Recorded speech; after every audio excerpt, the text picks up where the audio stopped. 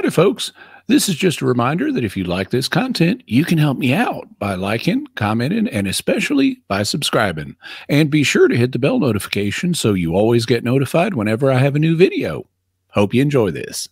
Hi, Jimmy. Thanks for taking my call. My question is simple. In Exodus 3, we have the burning bush, and God says to Moses, my name is I Am. I get it. And the power of knowing God's name is very special, because to know the name of the God is to be able to call on the God, and, it's kind of a power thing. But in Genesis chapter 12, verses 7 and 8, Abraham, or at least the English text that I'm reading, the NRSV CE edition of the Bible, it says that Abraham, built an altar and invoked the name of the Lord. So I'm confused about which is the name, which is the first revelation to mankind of God's name, et cetera, et cetera. Can you just fill me in a little bit on that? Yeah, there's also an even earlier passage in Genesis where it talks about at this time men began to call on the name of the Lord.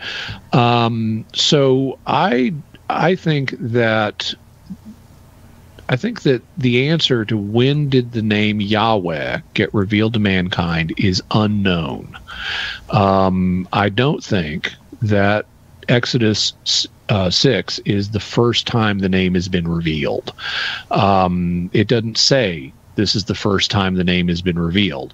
Moses asks, so what's your name? What am I going to tell people? And God says, well, I am that I am, which is not exactly Yahweh, but it's linked to Yahweh because it's derived from the verb for to be in Hebrew. But but we also have some archaeological evidence that there were people prior to Moses who worshipped Yahweh. And so I think the exact origin of the name is unclear, and I don't think the Bible gives us firm chronological information that we could use to date it. You'll also notice, Psychelet, that in the Genesis 12 passage, it doesn't say God revealed his name to Abraham for the first time. It just says Abraham built an altar to the name of the Lord.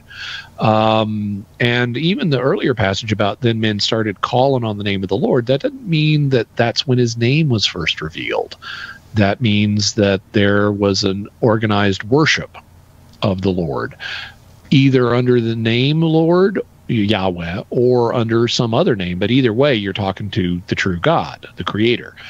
So I think that the biblical text underdetermines this issue. It doesn't give us enough information to be able to say with confidence when this happened.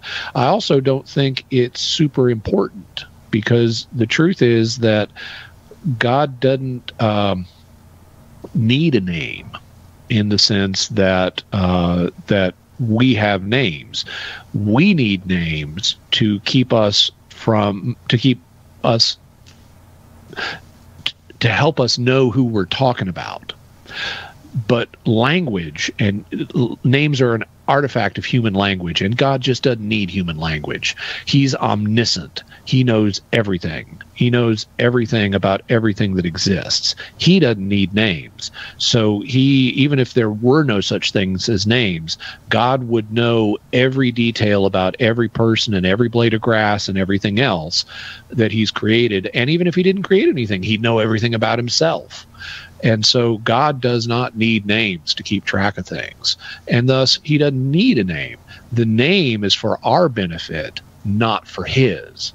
And so this is a condescension in the good sense on God's part. He is descending to our level by making up a name for himself. And some in the ancient world did link names with power. That was the case, for example, in Egypt. I'll take a minute just to tell this story because it's so interesting. In Egypt, everybody had a true name that was secret, and only your parents knew it. So your true name might be Amenhotep, let's say. Amun is the god Amun, and Hotep means is pleased, so Amenhotep means Amun is pleased. And that's what your mom would call you.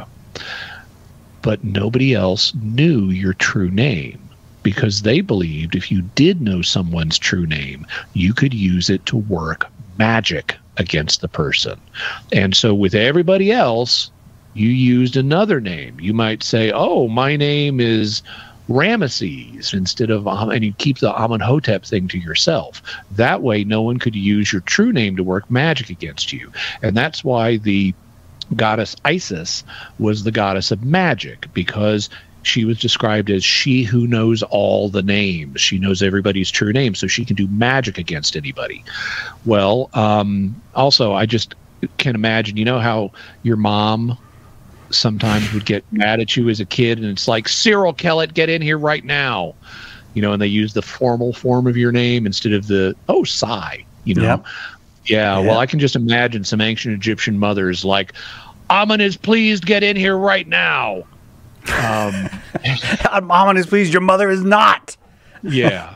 In any event, so in the ancient world, people did have a tendency to link names with power.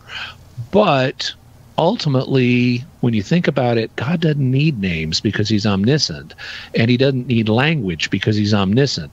These are creations of human modes of thought, and he gives himself a name to help us, but it doesn't really give us any more power. What it does do is make us more intimate with him. If we have a personal name, as opposed to simply saying, oh God, or oh Creator, if we have a personal name to use, it makes it for a more intimate relation. But I don't think we can say with confidence exactly when he revealed that personal name to us. In fact, it may have gone through different forms at different times in history. But that's what I'd have to say about the issue, and I hope that helps, Mark. Thanks, Mark. And before we go, just one more reminder that if you like what you've watched, you can help me out by liking, commenting, and especially by subscribing.